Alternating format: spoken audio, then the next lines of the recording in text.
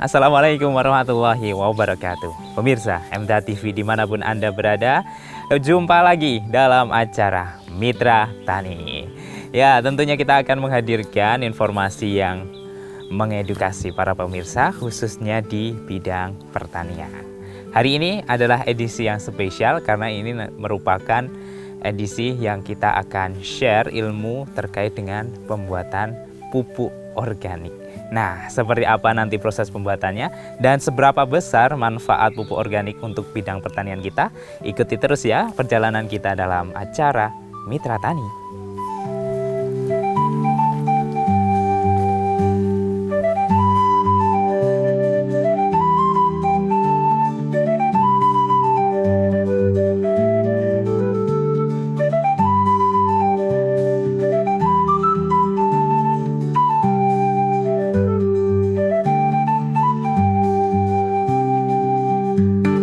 Assalamualaikum. Waalaikumsalam warahmatullahi wabarakatuh. Pak Kis, sehat Pak? Sakit, alhamdulillah sehat Mas Magid. Alhamdulillah. Gimana Mas Magid kabarnya? Sehat juga ini Pak ya. Alhamdulillah. Ya, kita bisa bertemu kembali menyapa pemirsa dalam acara tentunya Siap. Mitra Ya. Tani.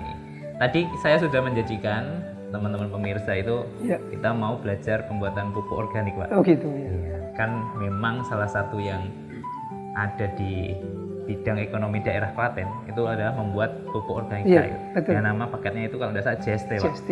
Oh, luar biasa ini. Sudah terkenal nih di teman-teman. Iya, sudah familiar.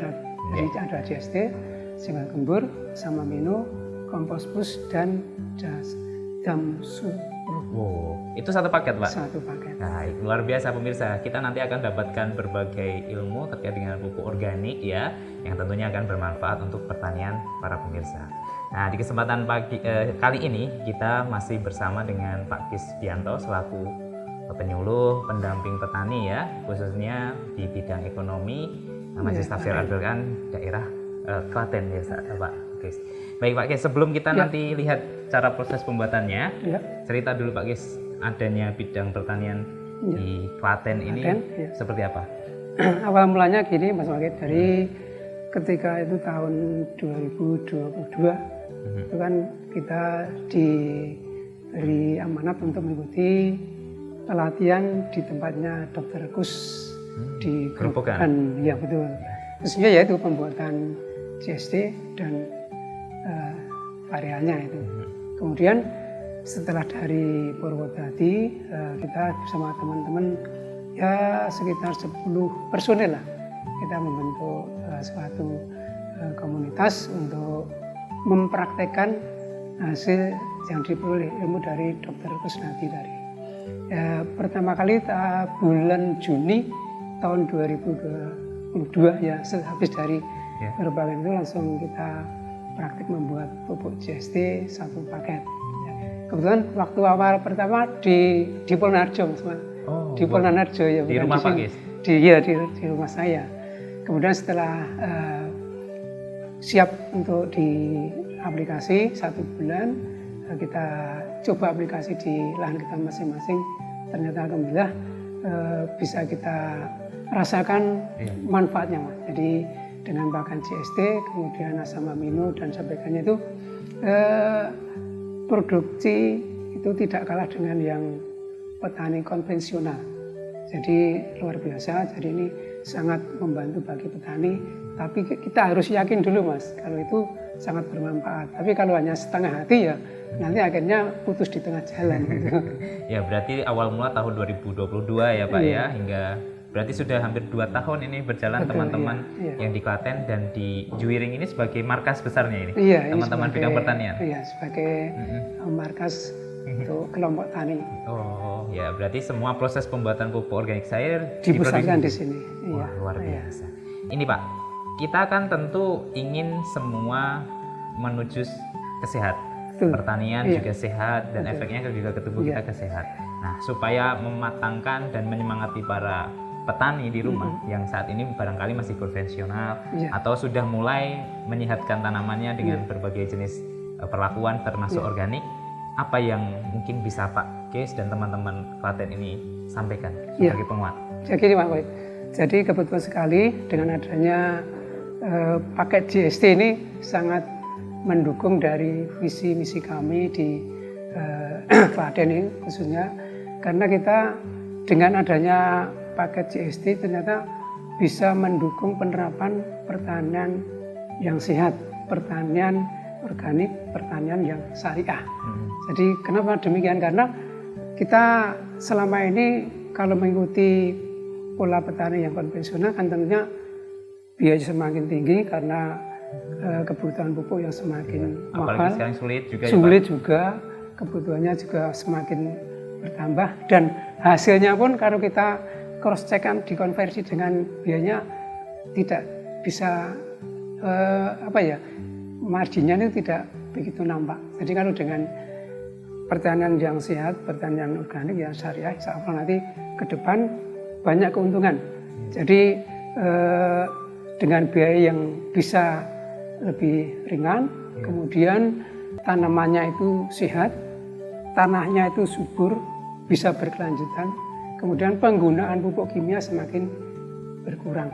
Kemudian tidak kalah penting lagi, hasil dari produksi yang kita tanam itu juga sehat, Mas. Tidak ada kandungan residu kimia. Kita tahu bahayanya residu kimia itu karena ampas dari terutama pestisida kimia itu sangat mempengaruhi kesehatan kita. Sehingga kita harus bisa memulai dari sekarang perlahan-lahan untuk merintis pertanian syariah ini.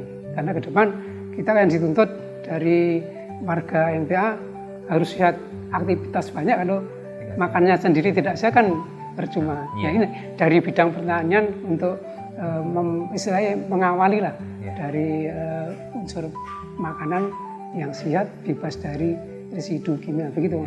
Luar biasa, semangatnya untuk hidup sehat itu bisa dimulai dari kita konsumsi makanan juga. Betul, ya. Nah, sedangkan makanan itu berasal dari bidang pertanian. Pertanian juga harus butuh bahan-bahan juga yang sehat, kimia yang istilahnya baik juga, organik gitu ya Pak ya. Nah, mungkin sedikit apa ya Pak, stigma di luaran ya Pak ya.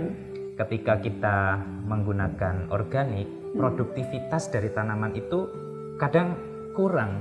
Jadi istilahnya kita butuh makan mungkin sehari sebulan itu 1 kuintal dalam satu keluarga, tetapi karena kebutuhannya itu tidak terpenuhi, kita mencoba yang organik ternyata tidak sampai seperti itu. Jadi itu ada masalah lagi. Kalau dengan adanya paket ini nanti apakah juga bisa menjadi solusi adanya stigma-stigma hal tersebut? Kalau itu mungkin faktornya banyak, Mas. Jadi kalau kita memang betul-betul dari awal sudah meyakini ini sebagai solusi untuk mempertahankan produksi, meningkatkan produksi, dan insya Allah hasilnya juga lebih baik, itu tidak kalah dengan yang konvensional. Jadi kita sudah mencoba. Kemarin saya mempraktekkan dengan paket ini, GST, asam amino, kemudian luasan 1.500 meter, Mas. Itu bisa menghasilkan 1,305 ton. Apa ini, padi? Padi, ya padi Mas. Jadi rata-rata per meter persegi 0,85 kilo. Ya. Berarti produktivitasnya masih tinggi ya Pak ya? Ya, saya kira dengan itu dibandingkan dengan tetangga sebelah yang notabene dengan penggunaan pupuk kimia yang saya kira tidak bisa dihitung lagi sampai 1-2 kintal berpatok dengan luasan sama. Hasilnya itu ya hampir sama dengan kita. Wah, luar biasa. Berarti pemirsa, kita harus meyakini dan harus punya semangat untuk mengembangkan pertanian ini yang ke arah yang sehat, organik, dengan bahan-bahan juga yang organik juga. Baik, kita lihat Pak nanti cara pembuatannya seperti apa. Dan tadi kan paketannya ada banyak ya Pak ya, GST, kemudian asam amino, senggol gembur, kemudian ada jadam sulfur, ada kompos. Wah, luar biasa. Pemirsa MTA TV dimanapun Anda berada, kita akan lanjutkan dan tentunya melihat proses pembuatan dari pupuk organik cair yang dikelola oleh bidang pertanian Bikonda MTA Perwakilan Klaten. Tetaplah bersama kami dalam acara Mitra Tani. Kemana ini Pak kira? Ya, moga kita perlihatkan itu.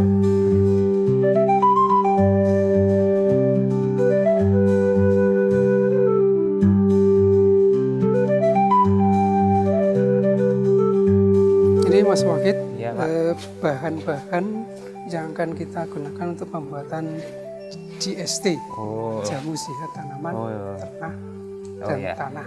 Ini kita mau lihat proses pembuatan JST ya Pak ya. Betul, Mas. Jamu sehat tanaman. Ternak. Oh, Tanah. ternak juga bisa. Ada Tanah. Oh. Iya. Jadi Ada JST itu bisa 3 unsur juga ya. Iya, untuk tanah, tanaman, ternak. Oh. Iya, itu intinya seperti itu. Semua nanti bahannya apa saja Pak untuk pembuatannya? Bahannya ternyata luar biasa, 4 macam dan semuanya mudah diperoleh di sekitar rumah kita. Ternyata mudah sekali, murah dan ramah. Oh ya. Iya. Ada berapa total, ada berapa bahan Pak yang digunakan di sini? Ada sekitar 14. 14. Iya. Oh, apa saja ini Pak? Boleh di-share ke para pemirsa? Ini satu yang pertama ada daun kelor seperti ini. Daun kelor. Ya, ini sudah digiling, nanti tinggal masukkan ke. Kemudian ada buah mojo. Buah. Ini sudah pada tahu, ini iya. sudah kenal semua. Ada waloh kuning, Waloh. Waloh Yang sudah kuning. matang atau yang masih mentah, Oh, masih. tapi untuk proses fermentasi lebih cepat nanti lebih baik dikukus dulu. Oh, ya ya. dikukus.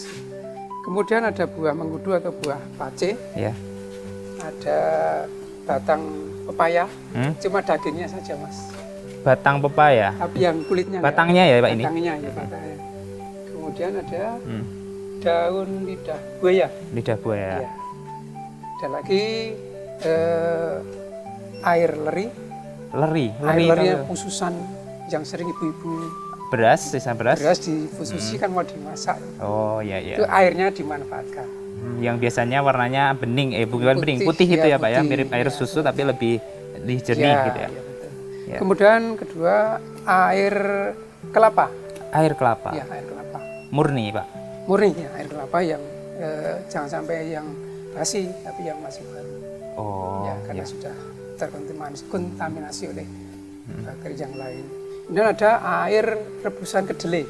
Air rebusan kedelai. Iya, itu banyak mengandung bakteri Rhizobium biasanya. Seperti itu. Kemudian ada lagi tepung beras, ada tetes tebu, bekatul, dan ini ada susu bubuk nanti untuk topping, dan terakhir ada biangnya. Jadi biang itu bibit.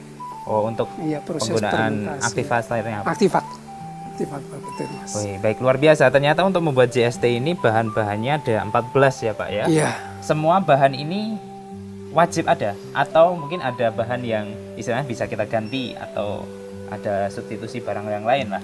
Saya kira ini sudah maksimal. Kalau ingin hasilnya bagus ya harus komplit mas. Tidak bisa diganti kecuali tetes tebu ini diganti dengan gula merah bisa. Oh, gula merah. Iya, gula merah. Ini adalah racikan yang sudah diaplikasikan dan sudah dibuktikan oleh teman-teman yang ada di Betul. sini ya Pak ya. Iya, dan betul. menghasilkan pupuk organik yang bagus itu. Iya. Bahan-bahannya tadi sudah disebutkan ya pemirsa, dari daun kelor hingga ada aktivatornya ini tadi. Iya.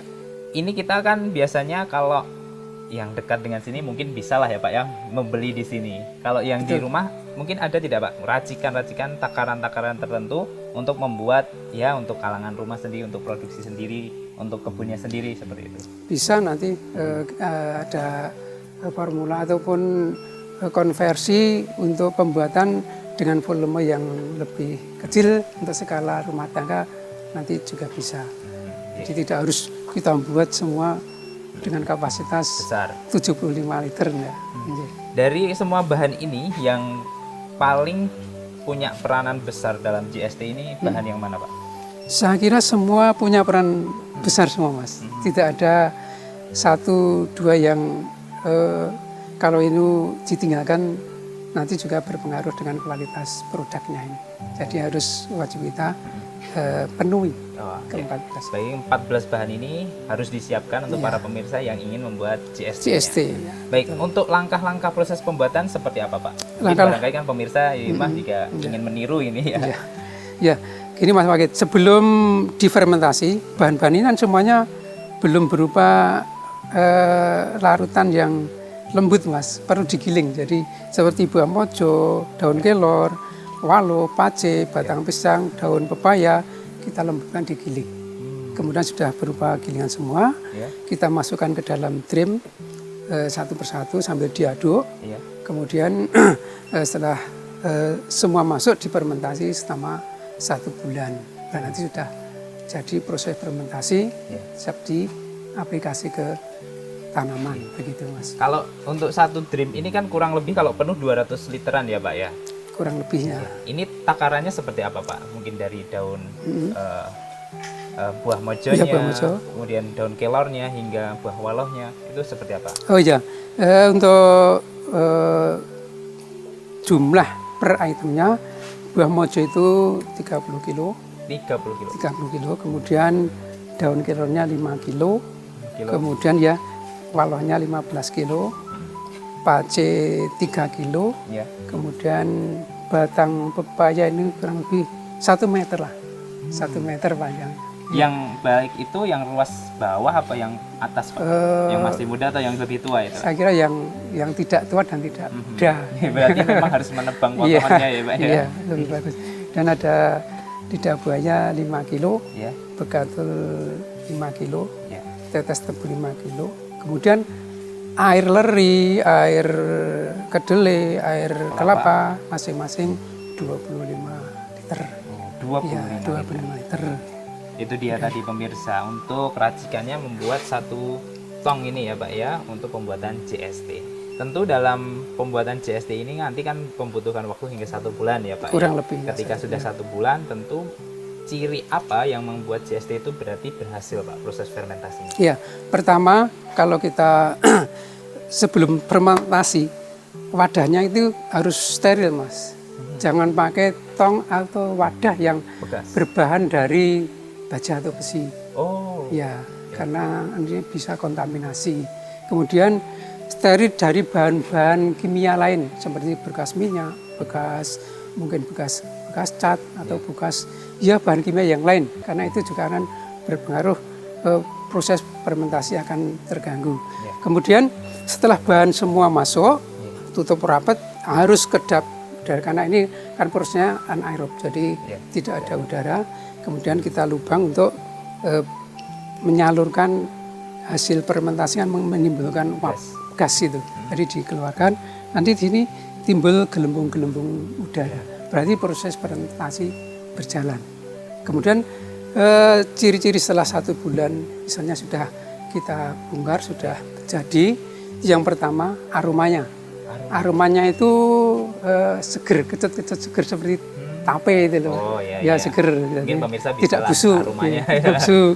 Kemudian warnanya coklat kehitaman. Coklat kehitaman. Ya, sudah tidak ada gumpalan bahan tadi, jadi sudah proses berjalan bagus.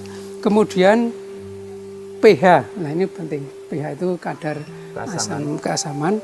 Ketika baru awal masuk itu sekitar 4%. Tapi setelah itu sudah indikasi jadi, itu kita cek dengan alat pH itu 5 sampai 6 lah, sampai 7. Itu sudah ideal kalau JST sudah Nora sudah jadi. Itu. Baik. Berarti ciri-cirinya nanti kalau JST ini berhasil, salah satu indikatornya adalah tingkat keasamannya ya Pak ya. Ya. Tidak boleh nanti melebihi indikator 7. Ya. Kalau atau kurang dari 5. Dari 5 gitu ya. Kalau semisal itu terjadi berarti nanti indikasinya JST-nya gagal. Ketika istilahnya ya Pak, kalau kita kan tidak berharap ini gagal. Kalau misal gagal tidak bisa diaplikasikan atau ada mungkin senyawa yang nanti bisa mengatur ulang lah. Saya kira itu sudah basi, Mas. Istilahnya kan sudah basi kan bakterinya sudah mati lah. Tidak ada mikroba yang nanti bermanfaat pada media tanah. Di pupuknya sudah tidak bisa dimanfaatkan. Karena ini mengandung nutrisi yang luar biasa banyak Mas untuk kebutuhan tanaman. Berarti nanti kalau semisal terjadi berarti harus ulang lagi lah ya Pak. Iya. Nggak masalah karena fungsi utama dari JST ini adalah meningkatkan mikroorganisme yang ada di tanah. Iya di tanaman betul. sendiri, Kemudian ya, Pak, menambah nutrisi bagi tanaman dan tanah, juga untuk meningkatkan produksi, untuk menambah imun tanaman dari gangguan hama penyakit. Kemudian lebih efisiensi penggunaan pupuk kimia. Jadi kalau pemakaian ini rutin aplikasi tiap musim, insya Allah nanti penggunaan pupuk kimia semakin berkurang takaran dosisnya. Oh, ya. Dan itu hasilnya tidak kalah dengan yang pupuk kimia. Ya. Seperti Luar biasa. Nanti kita akan lihat pemirsa bagaimana hasil dari penggunaan pupuk CST ini. Jadi tetaplah pemirsa mengikuti cara Mitra Tani edisi pupuk organik cair.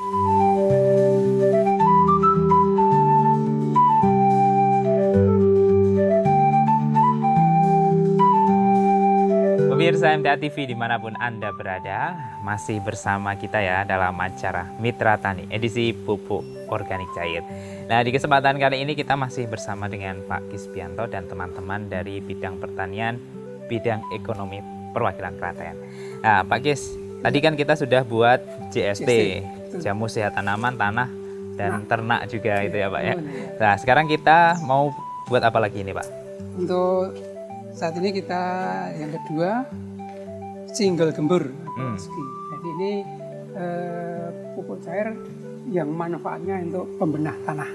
Jadi kita kan sekarang tahu tanah kita itu bermasalah Mas. Jadi tidak subur lagi, pH terlalu rendah dan juga kondisi tanah itu struktur yang padat. Nah ini dengan single gembur insya Allah nanti tanah menjadi remah, pori-pori tanah terbuka sehingga oksigen masuk, tanaman jadi sehat. Dan juga ini bisa menyimpan air dalam waktu lama, tidak mudah kekeringan tanaman. Begitu Mas. Single gembur itu ya. Berarti menyuburkan tanah itu ya juga Pak? Ya, menyuburkan tanah, membenahi tanah. Jadi tanah yang sudah katakanlah sudah merana menjadi sehat lagi. Semua jenis tanah bisa ini Pak, kan bisa. Ini di Indonesia kan beda-beda ya, ada yang merah dan lain sebagainya itu. Iya betul, bisa. Bisa ya. Bisa. Luar biasa ini manfaat dari single gemburnya. Bahan-bahan untuk membuatnya seperti apa Pak? Bahan-bahannya ini hampir sama dengan CST, cuma ya semuanya mudah kita peroleh di lingkungan rumah kita. Ada air kelapa. 120 liter. Untuk pembuatan berapa itu? Iya, itu kapasitas 120 liter. Untuk 120 liter. Ya. Kemudian ada daun kipait 15 kilo. Daun kipat? Kipait. Oh, kipait. Apa itu kipait. Pak? Daun kipait itu biasanya kalau istilah lainnya itu tanaman insulin itu. Insulinnya. Iya. Cuma di sini jarang yang nanam. Ada tempat khusus yang kita sediakan untuk bahan itu. Kemudian ada daun lamtoro, ada daun kilor, masing-masing juga 15 kilo. Kemudian ada nanas 10 kilo, kemudian tetes tebu 3 kilo. Kemudian pakai kotoran hewan, kohe dari kambing yang masih segar Mas. Jadi jangan sampai masih baru dikeluarkan itu ya, iya, langsung ditampung. Masih segar, langsung digiling. Jadi sebanyak 20 kilo. Dan juga ada biang single gemburnya.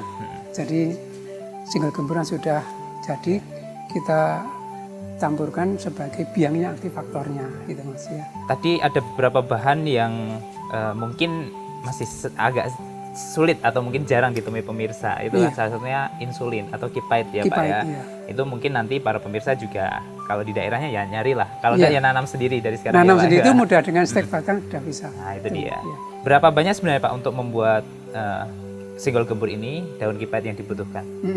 Daun kipait kadang kalau yang tadi sudah saya sampaikan sekitar 15 kilo saja sudah cukup untuk kapasitas volume 120. Daunnya ya Pak, tidak boleh sama batangnya. Daunnya sama ranting yang masih muda. Ya muda itu.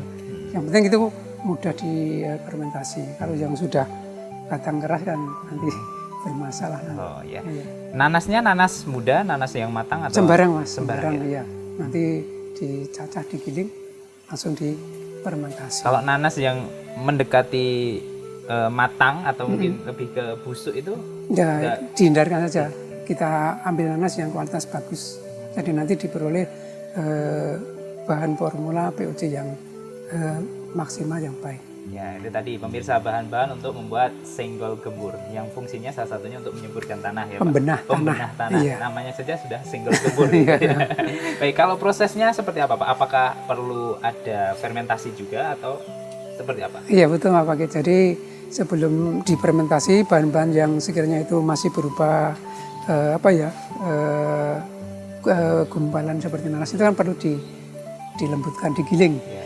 Kemudian daun kelor, daun pipait, daun lamtoro, termasuk nanahnya juga digiling semua. Sudah struktur lembut, kita fermentasi bersama dengan air kelapanya tadi selama kurang lebih ya 1 bulan. 1 bulan juga. Iya. Berarti nanti juga ada ini kan selang yang mengeluarkan apa ya, gasnya ya Pak? Iya, itu untuk indikator menyalurkan. berhasilnya fermentasi juga Iya, nanti itu bisa kan jadi. proses fermentasi berjalan lancar itu tadi nanti mengeluarkan gelembung udara sebagai bukti proses fermentasi mengeluarkan gas. Dengan suhu panas mestinya timbul udara gitu. Itu dia pemirsa, cara membuat singgul gembur yang manfaatnya cukup bagus untuk tanah dan nanti bisa kita aplikasikan untuk tanah yang ada di pertanian kita. Tetapi ketika kita pemirsa dalam acara Mitra Tani yang akan memberikan informasi yang baik dalam bidang pertanian. Kita lanjut ke sana Pak ya. Ya.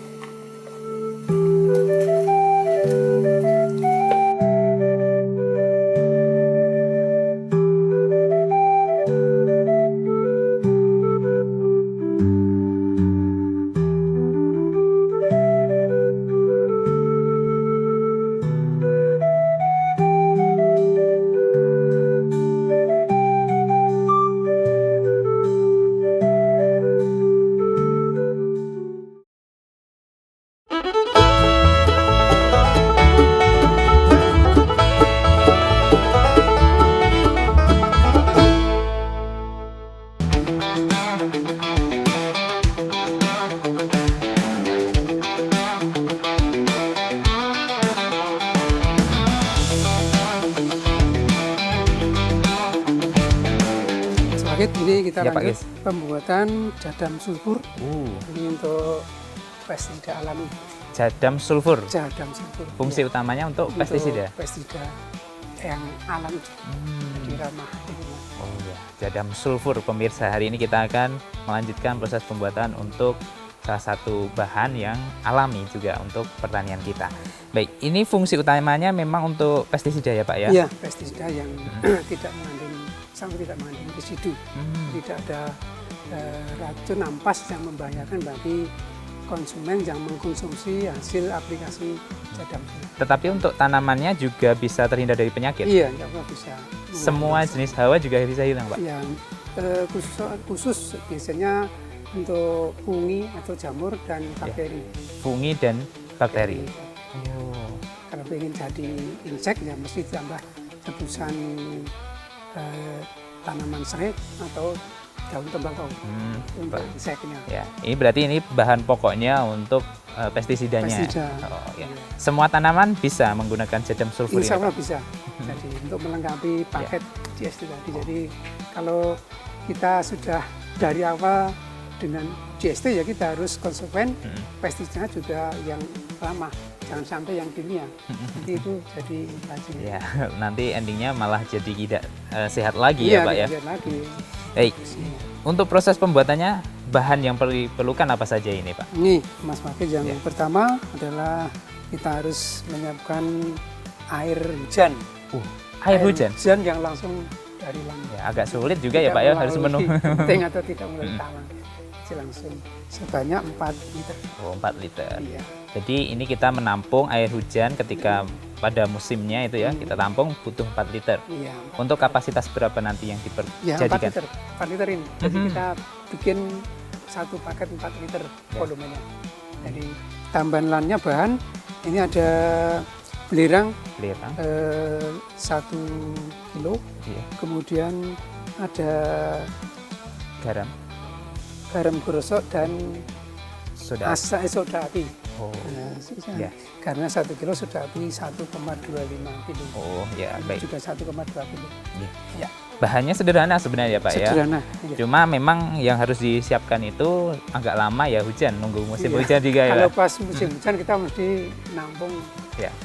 biar nanti untuk stok pas musim kemarau kita tidak kerepotan mencari bahan.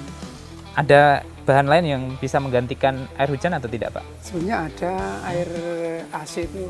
Oh, bisa. buangan ya. Iya, buangannya. Buangannya itu bisa dimanfaatkan untuk buatan jadam sulfur. Iya. Nah, ini kan tadi ada soda api juga ini Pak ya. Iya. Ini Ya, nanti kan kita tahu sendiri efeknya juga untuk yang membuat itu panas. Iya. Proses pembuatannya juga harus ada perlengkapan yang khusus juga ya untuk menghindarkan kita dari efek sampingnya. Iya betul Pak. Jadi sebelum kita memproses kita harus menjaga biar tidak terjadi sesuatu yang membahayakan bagi pelakunya. Jadi pengamannya pakai masker, Iya. pakai sarung tangan itu wajib harus dikenakan, jangan sampai itu dihindari.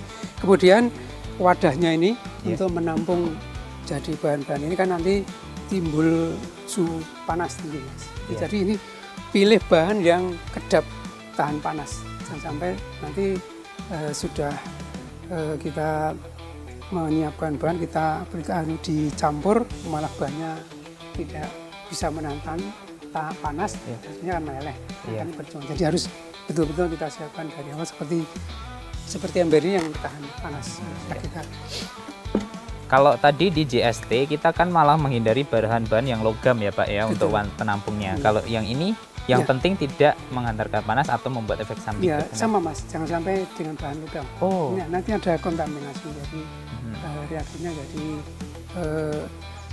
pestisida yang kita hasilkan jadi tidak bisa maksimal untuk berperan mengendalikan penyakit.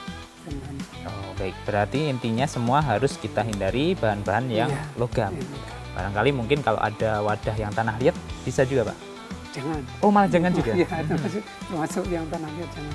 Itu juga kan mudah kontaminasi. Oh ya. Jadi bahan dari tanah, dari logam termasuk dari aluminium. Kalau mungkin ya itu jangan sampai dihindarikan bahan yang lain masih banyak. Ya baik, lantas proses pembuatannya seperti apa Pak? Jadi kan jadam sulfur. Bahan-bahannya seperti belerang, kemudian garam perusahaan masih berupa gumpalan yang kita haluskan Mas. Terbelerang sebenarnya kan hasilnya seperti ini. Iya. Kemudian kita haluskan jadi tepung seperti ini. Ini 1 kilo. Iya. Kemudian nanti kita masukkan sebenarnya untuk lebih efektif dalam pelarutan bahan-bahan ini air hujan jangan sampai dimasukkan sekaligus. Jadi bahan belerang masuk, bahan soda api, kemudian garam masuk sedikit. Airnya itu paling 2 liter dulu. Lalu diaduk sampai bisa larut dan nanti lama-kelamaan akan timbul suhu panas dan warnanya pun nanti akan berubah. Jadi warna insya Allah kalau sudah selesai nanti warna merah. Nanti kita tunjukkan yang sudah. Ciri berhasilnya proses ini seperti apa Pak? Kalau ciri seperti tadi saya sampaikan warnanya itu warna merah, kemudian suhu dari larutan ini sudah netral, jadi memang tidak panas lagi ya, sebesar sekitar 30 derajat. Kalau indikator keasaman juga perlu juga untuk jadam sulfur ini? Saya kira tidak perlu. Karena aja ada bakterinya. Oh ya, baik wargai. Pemirsa, ini dia jadam sulfur. Nah, prosesnya nanti kita akan lihat seperti apa dan manfaatnya tadi luar biasa untuk menjadi pestisida alami di tanaman kita. Mau tahu informasi selengkapnya terkait dengan pupuk organik cair? Tetaplah bersama kami dalam Mitra Tani.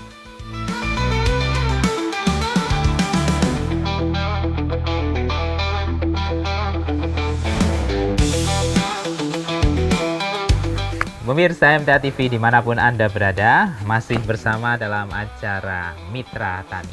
Dan di kesempatan kali ini masih bersama dengan Pak Kisvianto dan teman-teman bidang pertanian dan ekonomi daerah perwakilan Klaten.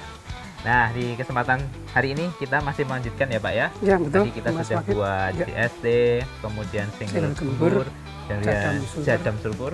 Sekarang kita bagikan apa ini Pak? Ini kita akan melanjutkan untuk paket JST, yaitu membuat asam amino. Oh, asam amino ya? Asam amino, betul. Berarti sesuatu yang tinggi protein itu ya Pak? Betul, iya. Itu juga dibutuhkan oleh tanaman dan tanah juga? Iya, Pak? sangat dibutuhkan. Ini kan termasuk hormon tanaman. Iya. Kemudian asam amino itu banyak mengandung unsur mikro. Kemudian untuk meningkatkan kualitas hasil panen. Meningkatkan kualitas hasil panen. Jadi kalau aplikasi ke tanaman padi nanti bulir itu lebih berbobot dan bening Mas, jadi bening. Iya. Ya, Baik, iya. berarti nanti kualitas dari buahnya atau mungkin nanti untuk tanaman yang lain akan meningkat gitu Iya, ya Pak ya. iya. Contohnya padi tadi ya, Iya. lebih berbobot dan lebih berasnya lebih bening. Lebih bening. Nah, bahan-bahan untuk membuat asam amino apa Iya, saja ini Pak? bahan-bahannya ini yang pertama adalah kita butuh lele segar ya, bukan Oh, lele goreng. Ikan lele. Ikan lele itu sebanyak 5 kilo. 5 kilo. Ya. Kemudian cacing Ya. tanah ini Ya, itu sebanyak 1 kilo. ya. Selanjutnya yang ketiga susu murni mas. Oh. Susu murni yang Sapi, kambing. kita pakai sapi Sapi. yang mudah aja. Oh. Jadi yang penting itu masih segar, jangan sampai lewat 3 jam. Oh. Iya masih segar, jadi jangan sampai sudah kemarin-kemarin dibuat jangan. Bisa jadi nanti basi. Iya ya, Pak ya? basi. Kemudian tetes tebunya 3 kilo dan juga ini ya pakai larutan GST yang kita Ya, buat tadi sudah itu dibuat, 500 cc. 500 saja. 500 cc saja ya. Baik, Dan- ini bahan-bahannya cukup sederhana ya Pak ya? Cukup sederhana Ada dan lele, semua kemudian mudah. ada susu Iya. murni, cacing, asam amino, GST, kemudian ada tetes tebu. Iya. Nah, untuk lelenya sendiri, apa bisa diganti dengan hewan yang lain Pak? Apa memang harus lele ya? Itu Kan yang pilihannya banyak nih. Iya, sebenarnya bisa mas dengan kalau lebih bagus lagi ikan tuna mas. Oh iya Atau sih. ya, Tapi kan di sini sulit ya Pak Iya ya? sulit. Atau ikan belut juga bisa. Oh belum. Tapi yang bagus memang lele yang untuk di seputar daerah kita yang mudah. Karena mudah dicari juga, Iya, betul. barangnya banyak itu. Banyak yang melimpah. Ya ya ya. Cacingnya juga cacing tanah. Ya biasa? cacing tanah. Ya. Ya. Ya, bisa lah pemirsa cari ya Pak ya. Mudah. Ataupun juga beli juga sekarang Iya. mudahnya. Karena banyak yang istilahnya memburu cacing untuk ya Hmm. kebutuhan untuk konsumsi bahan obat-obatan Iya. atau juga untuk bisa untuk Buatan bahan asam ini ini. asam amino. Prosesnya seperti apa Pak untuk pembuatan ini? Ya prosesnya lele kita hancurkan, kita giling, Iya. termasuk juga cacing. Termasuk sama tulang-tulangnya? Iya, semuanya kita Oh. kita Cuma yang organ dalam dibuang atau tidak tidak? langsung semua digiling. Kalau ingin lebih apa ya kualitasnya lebih bagus lagi ya kita harus ambil yang dagingnya. Tapi kan mungkin membutuhkan waktu tenaga yang Iya. lebih lama lagi. Berarti nanti sama organ-organnya Iya. tidak masalah. Iya nanti kalau sudah difermentasi sudah hancur semua. Iya. Kemudian setelah menghancurkan lele, Dan cacing juga digiling digiling Nah, halus. halus ya, biar lembut. Kemudian kalau sudah semua digiling, tinggal kita proses fermentasi selama 1 bulan, Iya. ditutup. Kemudian setiap minggu kita buka diaduk, Oh. dibantu diaduk. Nah, Berarti selama 1 bulan nanti ada Iya. 4 kali proses pembukaan ya Pak? pembukaan Iya. diaduk. Kalau yang lain tadi kan tidak boleh Enggak, udara iya. masuk ya. Iya, Kalau ini boleh ya Iya. Pak ya. Nah, itu dia pemirsa cara membuat asam amino. Cukup mudah, simpel, barang-barangnya ada di sini semua. Jadi barangkali para pemirsa yang ingin mendapatkan kualitas tanaman, hasil panennya bagus, nah bisa ditambahkan asam amino Betul itu. ya. Nanti penerapannya seperti apa? Kita lanjut dalam perjalanan kita di acara Mitra Tani. Kita lanjut ke sana ya Pak ya. Iya.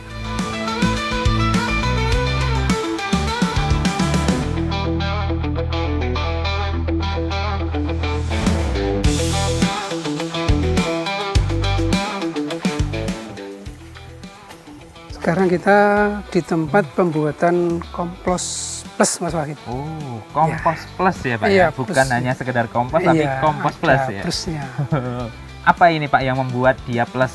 Ya, dari bahan bakunya aja kita berbeda dengan kompos-kompos yang normal biasa. Oh, Jadi ada tambahan aktivator yang khusus kita sediakan di kelompok sini. ya, Juga ada tambahan pupuk NPK-nya.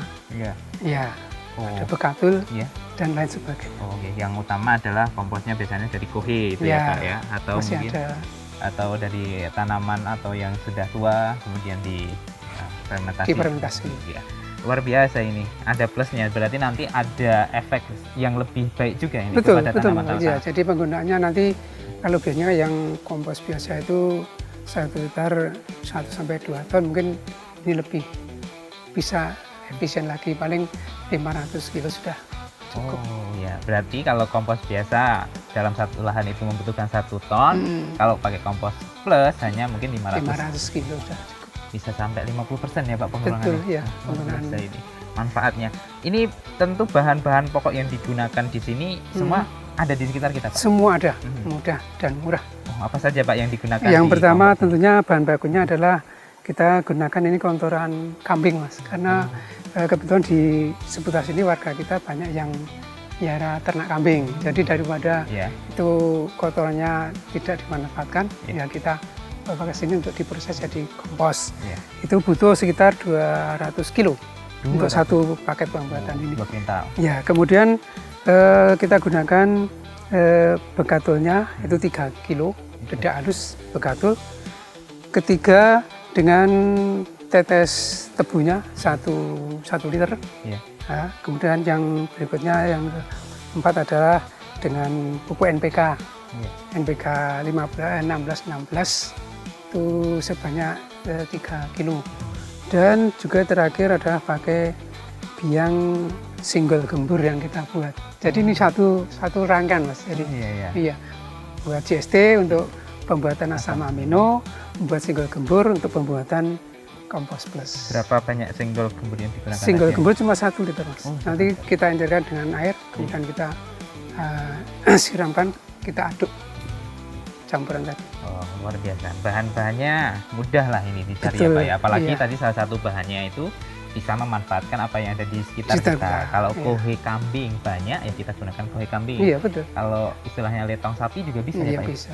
Harus yang fresh atau yang sudah kering Pak? Yang bagus ya tidak terlalu kering. Jadi itu masih kelihatan fisik kalau itu kotoran kambingnya.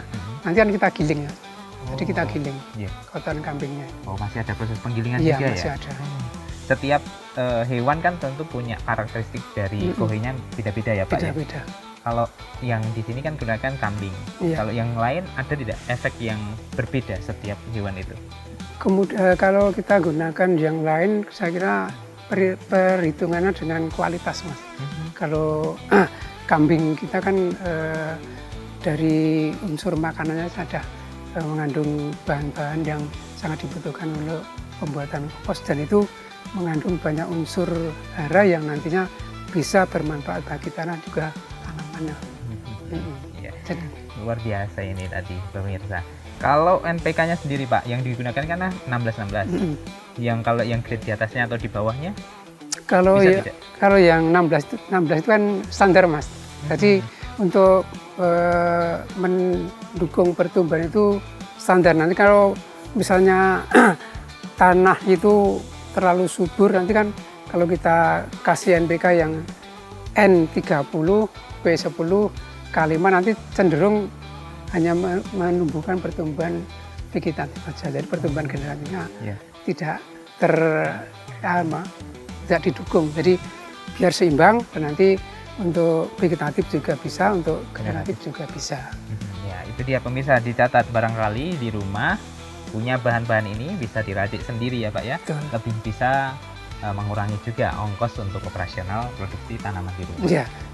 Dan juga gini Mas, kalau kita gunakan pupuk kompos plus setiap musimnya, Ya. nanti ke depan itu bisa mengurangi penggunaan pupuk kimia seperti pakai single gembur juga. Kemudian tanaman itu akan lebih kuat, jadi tidak mudah roboh. Ya. Akarnya karena memperkuat akar. Dan juga nanti untuk pertanian berkelanjutan, insya Allah ini sangat mendukung sekali. Jadi ke depan kita tidak usah repot-repot, susah-susah mencari pupuk kimia yang sekarang Harganya mahal, juga mahal. ya, sulit diperoleh. Yaitu yang solusi kita memanfaatkan kompos plus. Ya, luar biasa, manfaatnya ini sangat banyak. Lantas untuk membuatnya seperti apa Pak?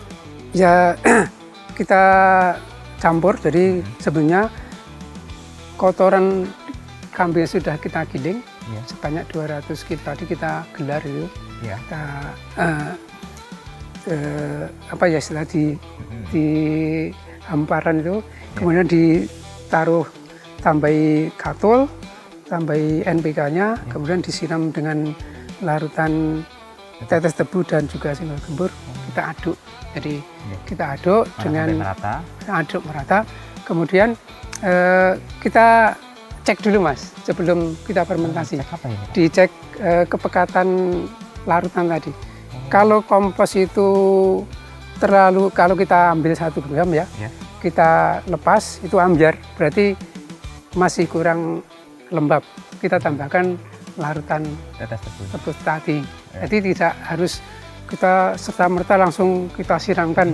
Nah, kalau terlalu becek misalnya kita kepel gini, tidak mau hancur. Jadi idealnya kalau mau difermentasi ya kita kepel, jadi kita lepas itu retak-retak. Jadi tidak ambyar, tapi itu jadi tidak menggumpal. Bahasanya kalis mungkin, atau ya pokoknya ya nggak padat. Tapi juga enggak. Itu dia pemirsa, barangkali nanti kita akan berikan gambaran seperti apa kompos plus yang baik gitu ya Pak ya. Baik, manfaat luar biasa dari proses pembuatan kompos plus ini, dan manfaatnya juga banyak untuk para pemirsa, dan tentunya nanti para pemirsa bisa aplikasikan untuk pertanian di rumah. Tetaplah bersama kami pemirsa dalam acara Mitra Tani.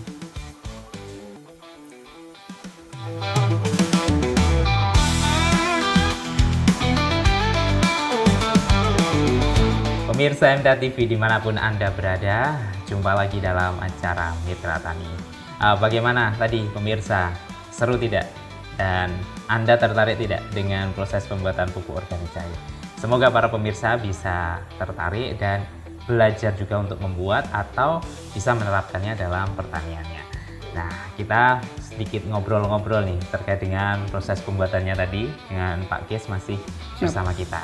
Baik Pak Kes, tadi saya sudah mengikuti 5 paket ya, dari GST, single gembur, kemudian kompos plus, ada jadam sulfur dan ada asam amino. Semua ternyata kalau saya lihat sebenarnya mudah Pak. Mudah, banyak. Bahannya juga sebenarnya semua ada di sekitar kita. Bisa kita didapatkan dari manapun. Kalau dari GST tadi kan memang butuh 1 bulan ya Pak ya, untuk menunggu hingga nanti jadi proses fermentasinya. Memang ada beberapa faktor yang tentu harus butuh kejelian ketika proses fermentasinya, jangan sampai nanti gagal, sehingga bakterinya malah mati juga ya Pak ya. Nah tadi ada sisa-sisa juga ya Pak ya ketika pembuatan GST. Nah ampasnya itu kira-kira bisa tidak dimanfaatkan untuk sesuatu, atau mungkin kita bisa terapkan juga nanti untuk penggunaan untuk produk lain? Saya kira itu memang produk GST itu multiguna Mas. Jadi cairannya itu bisa diaplikasi semprot, kemudian ampasnya pun saya pernah mencoba juga, ampasnya itu langsung diaplikasi ke lahan bisa untuk pupuk. Kemudian kalau pengen difermentasi lagi juga bisa, cuma nanti kan kandungan bakterinya sudah berkurang, tidak seperti yang aslinya yang awalnya itu. Jadi masih bisa dimanfaatkan dan itu bisa untuk media tanaman sayuran di pot atau di kebun, itu bagus sekali. Berarti masih ada manfaatnya ya Pak? Iya, ampasnya pun walaupun masih ampas ya. Iya, ketika kita masih sedih, ternyata bisa juga masih difermentasi juga masih bisa menghasilkan bakteri-bakteri yang bermanfaat. Oh, luar biasa. Lalu single gemburnya Pak tadi, kan sekilas kita juga bisa lihat tadi prosesnya untuk pembuatannya juga cukup mudah, manfaatnya untuk tanah ini utama yang paling bagus. Untuk yang mempengaruhi paling besar ketika kita nanti proses pembuatan ini ya Pak ya, seperti apa yang harus dijaga? Yang pertama adalah kualitas jadi dari bahan-bahannya, dan juga ukurannya harus sesuai dengan standar Mas. Jangan sampai kita melebihkan yang satu kemudian yang mengurangi harapannya satu. Nanti kalau kita sudah merubah komposisi, nanti akhirnya ya bisa berwujud produk tapi tidak bermanfaat seperti aslinya. Jadi semuanya itu mempunyai peran penting dalam satu kemasan produk single gembur. Dijaga komposisinya ya, jangan sampai ada yang dikurangi lah. Ditambah. Tergantung menurut keinginan sendiri, nanti jadi sudah berubah SOP-nya, sudah tidak murni lagi. Proses fermentasi juga sama 1 bulan? Iya, minimal 1 bulan. Ini juga prosesnya anaerob ya Pak? Iya, anaerob. Baik pemirsa, karena yang namanya anaerob memang harus sedikit riskan ya Pak? Iya, itu kita terbuka sedikit nanti ada bakteri masuk, ada lalat masuk, jadi keluar singgatnya atau yang ulat Iya. yang tidak bermanfaat. Itu pemirsa. Lalu kita tadi juga buat apa Pak? Jadam Jadam sulfur, sulfur, kemudian asam amino asam juga. amino. Yang terakhir kita buat kompos plus. Ya. Ya. Tadi kita sudah jelaskan prosesnya digelar, semua dicarop hingga prosesnya itu merata ya, bahannya tidak padat, tidak kalis, yang sedang-sedang saja lah Ya. pokoknya. Kemudian proses selanjutnya seperti apa Pak? Untuk kompos plusnya apa? Kompos plus. Komplusnya, kompos plusnya setelah difermentasi kurang lebih 21 hari ya, penggunaannya itu ketika lahan mau diolah Mas, mau diolah, ataupun kalau untuk tanaman padi, karena ini istilahnya kompos plus itu kan jangan sampai nanti saat kita aplikasi kemudian saat pengolahan lahan itu kan di traktor Mas. Kalau di traktor kan biasanya kalau kita tabur awal sebelum diolah nanti banyak yang tumpah ke lahan sebelah. Nah itu lebih efektif kita taburkan ketika lahan itu sudah siap tanam.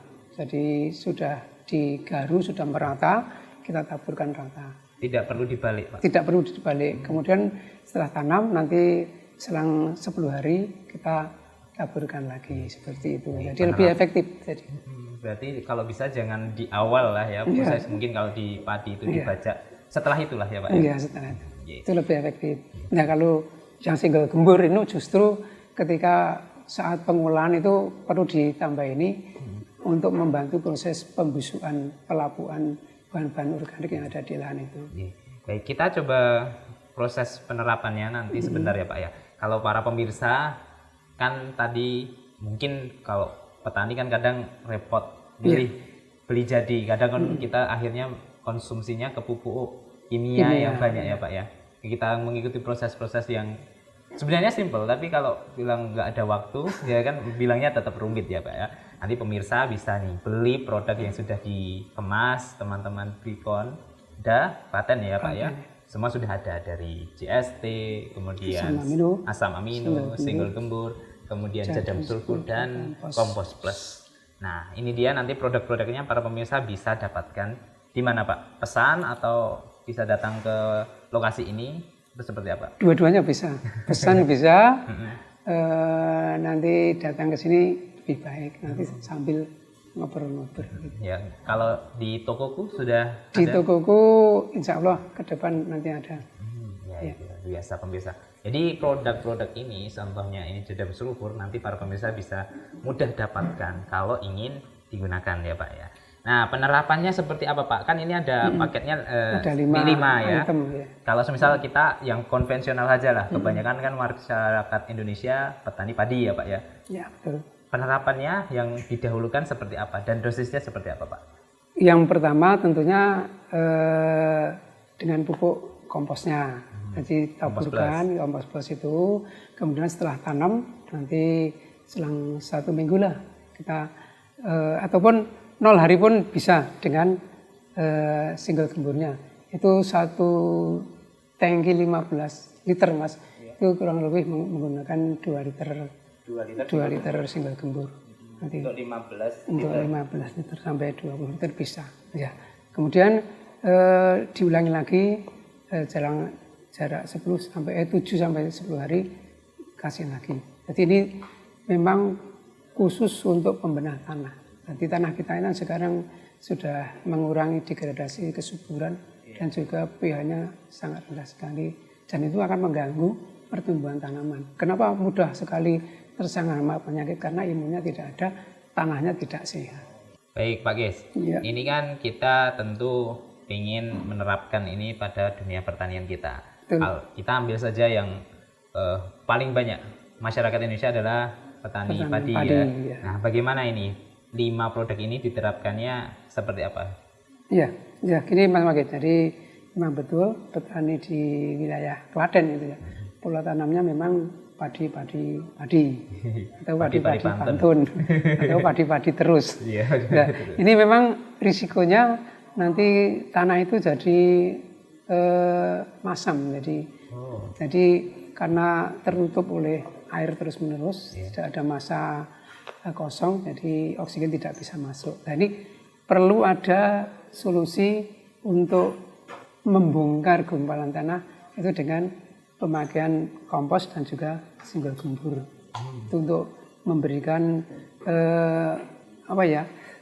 peluang bakteri itu bisa masuk untuk memberikan bantuan kepada akar tanaman agar nanti pupuk yang kita berikan itu tepat terserap oleh akar tanaman. Ya. Kemudian pemakaiannya untuk kompos plus itu sebaiknya memang ketika lahan itu sudah digaru merata. Jadi siap tanam ya? Siap tanam ya. 2 atau 3 hari sebelum tanam kita taburkan. Kemudian sudah tanam, nanti selang 10-15 hari taburkan lagi. Dan jangan lupa itu juga diaplikasikan single gemburnya. Itu ketika sebelum tanam pun bisa diaplikasikan karena ini sasarannya kan di tanahnya bukan di tanamannya. Ya, kemudian diulangi lagi setelah 10-15 hari atau 7-10 hari dengan dosis takaran 1 tangki 15-20 liter itu kasih 2 liter sudah cukup. Nanti 2 kali aplikasinya. Kalau kompos plus cukup sekali saja ya Pak ya? Itu lebih baik diulangi 2-3 kali. Tapi satu kali masa panen? Satu musim tanam. Oh, satu musim tanam. Ya. Paling butuh 2 kintal. Untuk satu lahan 1000 meter. 1000 meter ya. Oh, sedikit Pak ya? Sedikit. Ya, baik. Kan dengan pemberian ini kan plusnya, jadi kompos plusnya itu kan memang luar biasa. Jadi dengan pemberian dosis sedikit tapi manfaatnya yang sangat besar. Kemudian setelah ini atau bersamaan pakai single gembur ya Pak ya? Diulangi 7 atau 10 hari. Ya. Ini sampai panen atau hanya di awal? Coba di awal. Nanti kalau yang sampai, ini kan ada masa-masanya aplikasinya. Kita lanjutkan untuk yang GST. GST itu mulai 1 minggu setelah tanam. 1 minggu setelah tanam? Tanam, dicampurkan dengan asam amino. Itu juga 1 minggu setelah tanam. Dengan takaran ini 240 cc atau katakanlah 1 gelas minum air mineral yang gelasan. Iya, itu. Kemudian untuk asam amino itu 30-50 cc per tangki. Bisa dicampur nanti dicampur, kemudian diaplikasikan setiap 7-10 hari sekali. Itu sampai menjelang pengisian maksimal bulir. Jadi merkata sudah roto itu bisa berakhir. Kurang lebih 1 musim itu 6-7 kali aplikasi sudah cukup. 7 kali penyemprotan. Ya. Kalau sudah padi sudah istilahnya sudah berisi, sudah menguning ya sudah. Biasanya itu sudah maksimal. Kemudian yang terakhir penggunaan jadam sulfurnya sulfur, opsional atau seperti apa Pak? Itu kondisional aja, tidak serta-merta kita. Kalau ingin lebih bagus, karena ini juga tidak berpengaruh kepada kualitas hasil, karena tidak ada residu. Bisa diaplikasikan kalau itu tidak ada hasil pengamatan di lapangan, tidak ada gejala serangan hama atau penyakit, ya kita aplikasikan setiap 2 minggu atau 20 hari sekali, tidak masalah. Tapi kalau memang kita lihat dari kondisi situasi di sekitar tanaman tetangga kita sudah ada mungkin patah leher, teklok istilahnya itu langsung aja diaplikasikan setiap minggu sekali dengan jadam sulfur. Dosisnya 30-50 cc per tangki. Ya. Oh, ya. Baik, berarti saya paham ketika sebelum kita tanam sebaiknya tanah kita olah penggunaan kompos plus dan single gembur. Ya. Ini sebelum tanam ya Pak ya. Kalau kompos plus mungkin bisa ketika sudah tanam juga masih bisa ditambahkan. Lalu yang paling penting ketika sudah penanaman adalah penggunaan GST dan asam amino. Ya. Kurang lebih 7 hingga 10 hari sekali hingga nanti menjelang menguning lah. Jadi sudah istilahnya Piai desa wis dingkluk lah. Ya. Berapa kali tadi? 6-7 kali? 6-7 kali aplikasi dah. Mohon maaf Pak, saya memposisikan sebagai orang petani yang istilahnya belum kenal ini ya. Mas Abang. Dengan adanya penggunaan ini tentu saya lihat kita ke sawah terus Pak. 6-7 hari sekali harus nyemprot. Bahkan bisa sampai 7 kali dalam hingga masa panen. Berarti kebutuhan untuk penggunaan paket GST ini banyak dong, otomatis pengeluaran juga banyak Pak. Ya itu kalau secara ekonomi di awal Mas itu memang kelihatannya banyak. Tapi kalau kita jangka panjang, karena ini dengan paket ini insya Allah nanti pertanian berkelanjutan. Sama pertanian berkelanjutan itu apa? Dengan kondisi tanah yang subur, dengan tanaman yang tetap sehat, hasilnya nanti bisa akan menutup dengan kos mungkin lebih sedikit. Tapi kalau kita melihat yang konvensional, saya yakin itu nanti pertambahan kosnya, biayanya itu akan lebih besar. Meskipun secara dohirinya itu kayaknya kok banyak sekali. Tapi kalau kita cermati secara jeli, insya Allah nanti lebih ringan dan lebih aman bagi kita. Berarti memang ini yang dibutuhkan dulu adalah motivasi dari dirinya, betul. Pak, ya. Keyakinan menggunakan ini bahwasanya akan bermanfaat utamanya untuk kesehatan kita dan jangka panjang untuk lahan, tanaman dan semua ekosistem lingkungannya di sana. Hasil panennya juga bagus. Dan kita juga tidak mengganggu ekosistem. Jadi kalau kita sering mengaplikasi bahan kimia, itu saya yakin ada serangga itu kan juga ciptaan Allah. Ada yang merugikan dan juga ada yang menguntungkan.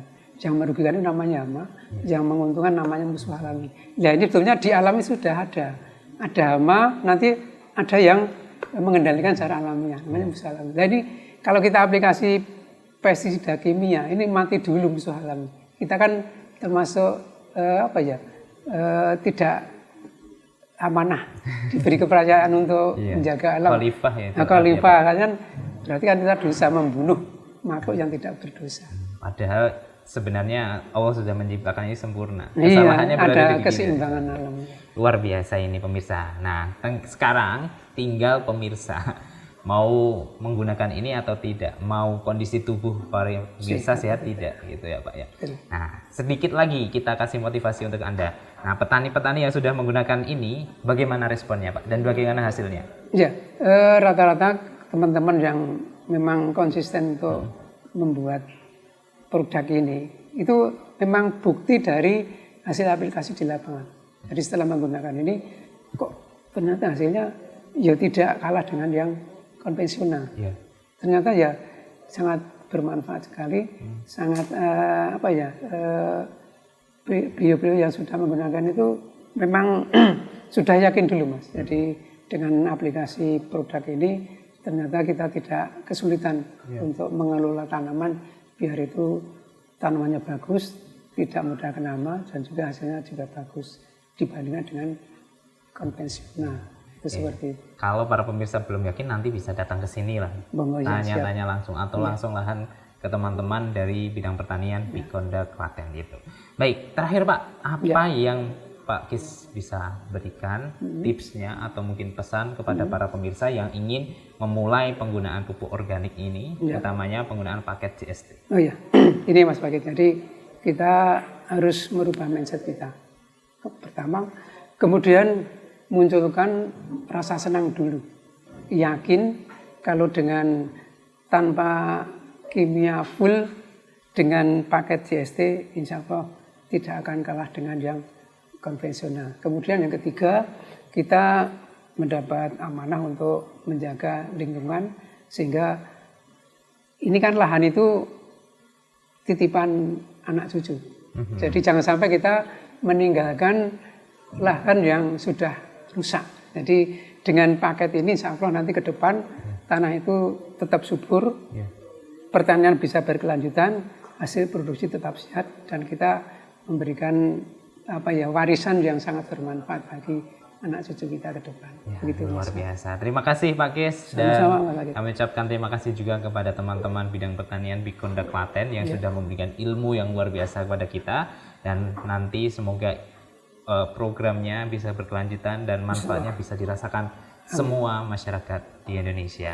Nanti para pemirsa jika ingin dapatkan produknya bisa datang ke sini. Alamatnya di mana ini Pak? Ini di Dukung Ngaglik, Desa Carian, Kecamatan Juwiring. Desa Ngaglik ya Pak? Iya. Juwiring Klaten ya. Tempatnya Bapak Sriono. Pak Sriono. Kalau mungkin bisa pesan lewat telepon, nomornya ada tidak Pak? Ada. Nanti para pemirsa bisa komunikasi. Nomornya masih hafal Pak? 0877 0877 1508 1508 1508 ya 8985. 8985. Silahkan dicatat ya pemirsa, jika ingin pesan dan mungkin bisa tanya-tanya juga Ya, penerapan produk dari CST ini. Ya, Terima kasih Pak Kes, Sama-sama, semoga sukses Pak Kit. selalu. Ya, Kita amin. nanti bisa bertemu lagi di program Mitra Tani tentunya Ya. untuk memberikan motivasi kepada para pemirsa di bidang pertanian. Baik pemirsa MTA TV dimanapun Anda berada, demikian perjalanan kita edisi pembuatan pupuk organik ya. Semoga para pemirsa bisa mendapatkan ilmunya dan manfaatnya untuk pertanian Anda. Saya Wahid Arifuddin pamit undur diri. Wassalamualaikum warahmatullahi wabarakatuh.